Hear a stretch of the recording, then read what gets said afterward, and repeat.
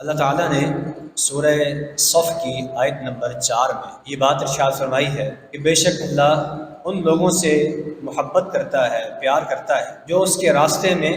صف باندھ کر لڑتے ہیں، اور صف بھی کوئی کمزور نہیں ہوتی بلکہ سیسا پلائی ہوئی دیوار کی طرح ہوتی ہے۔ اس آیت مبارکہ میں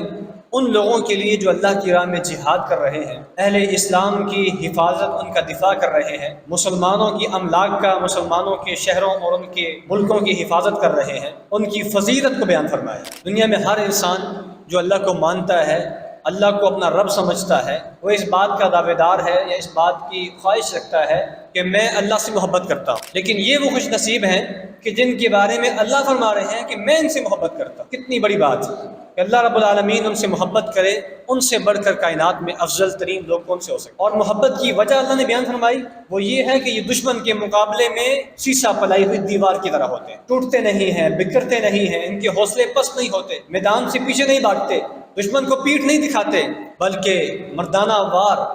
آگے بڑھتے ہوئے دشمن پر کاری ضرب لگاتے ہیں اور دشمن کو تہس نہس کر دیتے ہیں۔ یہ لوگ اللہ کے بڑے پیارے۔ اور اس آیت مبارکہ میں جو اللہ نے جو لفظ استعمال کیا ہے، بنیان مرصوص، سیسا پلائی ہوئی دیوار کو کہا جاتا ہے، اور اہل علم نے اس کی تفسیر کرتے ہوئے بہت سارے نکات بیان فرمائے۔ وہ کہتے ہیں کہ اس سے مراد یہ ہے کہ ان کا آپس میں اتحاد و اتفاق اس طرح ہے جیسے ایک مضبوط دیوار ہو، اس دیوار کی اینٹوں کا آپس میں اتحاد اور اتفاق ہوتا ہے کہ وہ اینٹیں ایک دوسرے کو دھکا نہیں دیتی، ایک دوسرے کے خلاف بغاوت نہیں کرتی، ایک دوسرے کو ہٹاتی نہیں ہے جگہ سے، بلکہ ہر اینٹ دوسری اینٹ کی مضبوطی کا باعث بن رہی ہے۔ اور دوسرا اس میں نقطہ بیان فرمایا اہل علم نے، وہ یہ ہے کہ یہ وہ لوگ ہوتے ہیں جو اپنے امیر کی اطاعت، اپنے چیف آف آرمی سٹاف کی، اپنے سپہ سالار کی اطاعت میں جو ان سے ممکن ہو سکے کر کے دکھاتے ہیں۔ اور اطاعت امیر،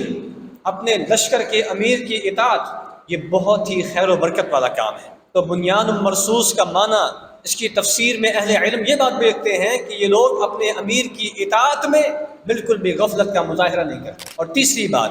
نظم و ضبط کے ساتھ جنگ لڑتے ہیں۔ یہ نہیں ہے کہ ایک ادھر بھاگ رہا ہے اور ایک ادھر بھاگ رہا ہے، جس طرف ان کو امیر نے کھڑا کیا ہے، جس طرف کا ان کو آرڈر مل رہا ہے، جس طرف کی ہدایات مل رہی ہیں، اسی طرف آگے بڑھ رہے ہیں۔ مکمل نظم و نسق کے ساتھ جہاد کرنے والے یہ بنیان مرصوص کی عملی تفسیر ہوتے ہیں۔ تو اللہ تعالیٰ ایسے لوگوں سے محبت کرتا ہے، پیار کرتا ہے۔